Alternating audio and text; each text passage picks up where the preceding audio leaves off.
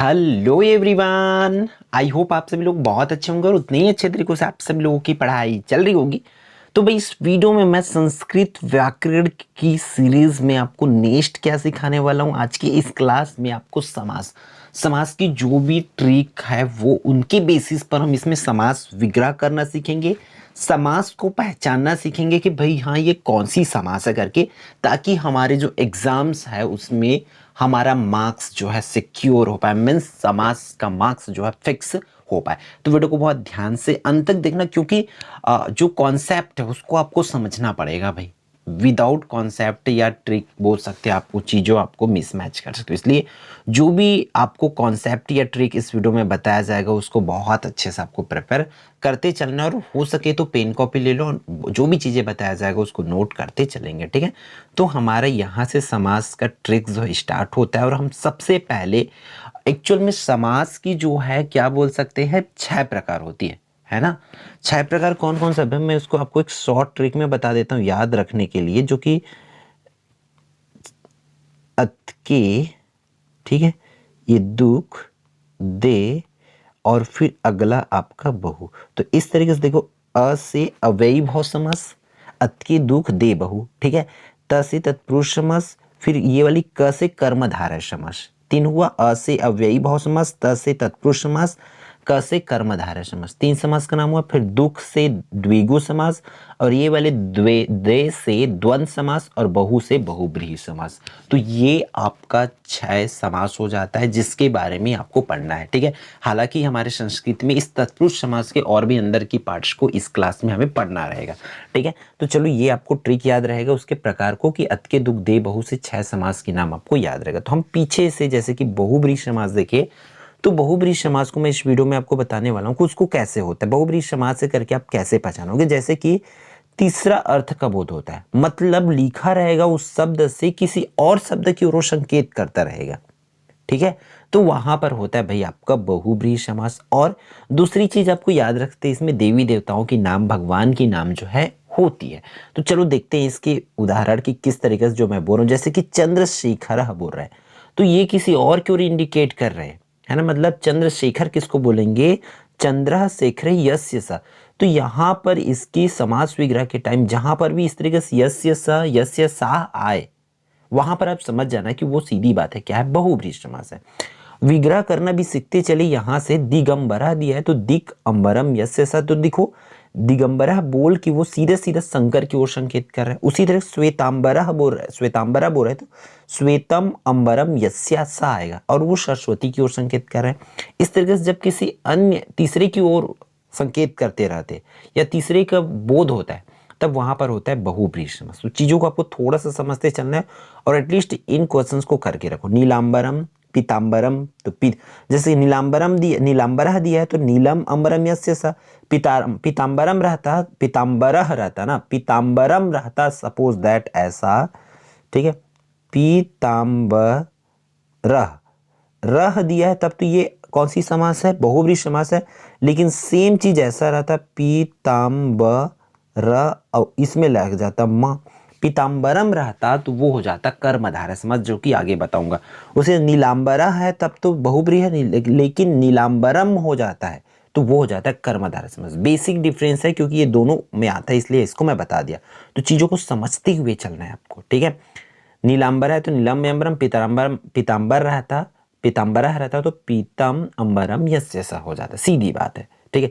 चक्रपाणी तो चक्रम पाड़व यस्य स। इस तरीका से हो गए वो जो कुछ श्री कृष्ण की ओर संकेत कर रहे हैं। तो ये पहला आई थिंक क्लियर होगा। इस तरीके से अगर आता है तो आपको ये चीजें याद रखना पड़ेगा, और लगभग मैं उन्हीं क्वेश्चंस को रखा हूं इसमें जो प्रीवियस ईयर में आ रखे हैं, ठीक है, ताकि आपका पूरी चीजें बन पाए। अब देखो द्वंद्व समास, ये धीरे धीरे आपकी और भी आसान क्वेश्चंस को चल रहा है।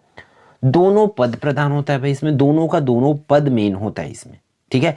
और च से विग्रह होता है, ये इसको याद रखने की ट्रिक है, ठीक है। च से विग्रह हो, जैसे कि पितरौ तो माता च पिता च, उसी तरह पिता पुत्र हो तो पिता च पुत्रश्च, बालका है तो बालक च बालक च, बालका है तब ना बालका हो जाएगा तो उसी में बालिका और बालक च, इस तरीके से होती है। तो चीजों को समझते चल रहे हैं।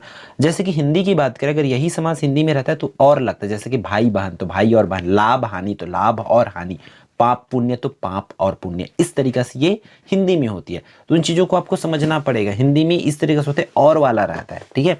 द्वंद्व समास, अब संस्कृत की बात करें तो च का मतलब होता है और, इसलिए इसमें क्या आ जाता है, चा आ जाता है। तो इस तरीके से रहता है, इन चीज़ों को आपको समझते चलना है लगभग, और आपके एग्जाम में इन्हीं में से ही पूछे जाएंगे, इसलिए आप इसको अच्छे से प्रिपेयर करते चलेंगे। फिर आपका आता है भाई कौन सा, द्विगु समास। द्विगु समास का भाई सबसे आसान समास तो यही है द्विगु, कि इसमें पहला पद संख्यावाची होता है, मतलब पहले में नंबर, जैसे त्रि, चतुर, पंच, पंच, इस तरीके से नंबर रहता है उसमें, ठीक है। और इसकी समास विग्रह भी बहुत आसान है, देखो सेम फॉर्म में होती है।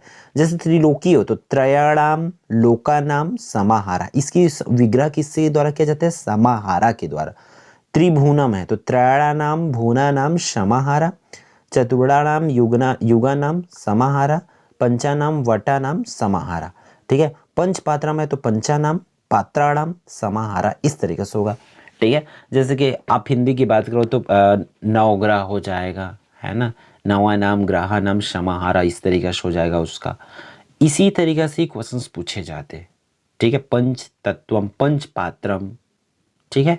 तो आप पंचवटी तो पंचानाम वटानाम समाहारा हो जाएगा। इस तरीके से क्वेश्चंस इसमें से पूछे जाते हैं।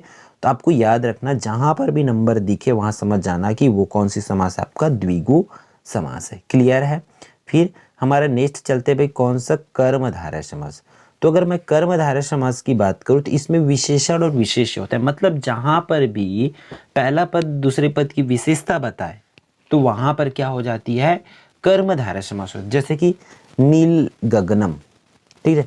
तो गगन कैसा है, नीला है, मतलब विशेषता बता रही ना। ज्ञानी कैसा है, महान है। पुरुष कैसा है, वीर है, ठीक है। अंबर कैसा है, पीला है। लंबोदर, उदर कैसा है, लंबोदर है। श्याम कैसा है, घनश्याम है।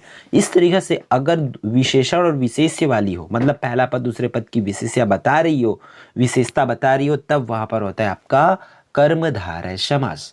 क्लियर है। तो आपको करना क्या है, इसमें चीज़ों को समझ लो। जैसे कि नील गगनम है तो नीलम गगनम, उसी तरीके से पीताम्बरम है तो पीतमंबरम, लंबोदर है तो लंबम उदरम, ठीक है। इस तरीके से सेम चीज़ें में होगी। महाज्ञानी तो महान ज्ञानी, वीर पुरुष है तो वीरा पुरुष, घन श्यामा तो घन युष्याम, इस तरीके से। तो थोड़ा थोड़ा आप देखो, चीज़ों को आपको दिमाग में याद करते हुए चलना पड़ेगा, ठीक है। दिमाग में रखना पड़ेगा कि हाँ भाई इसका ऐसा होता है करके, अंडरस्टैंड।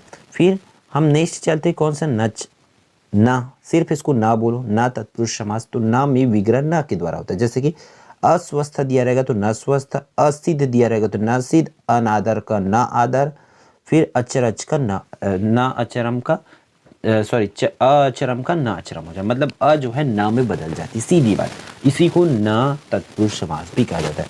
फिर तत्पुरुष समास का हमारा दूसरा उपवद में जो है इति इसकी पहचान होती है भाई। जैसे धनद दिया है तो धनम ददाती, द से था तो ददाती।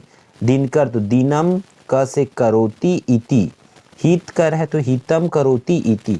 वारिद, द है तो वारी ददाती इति। इस तरीके से एकदम ये आसान है कहा जाए तो, ठीक है।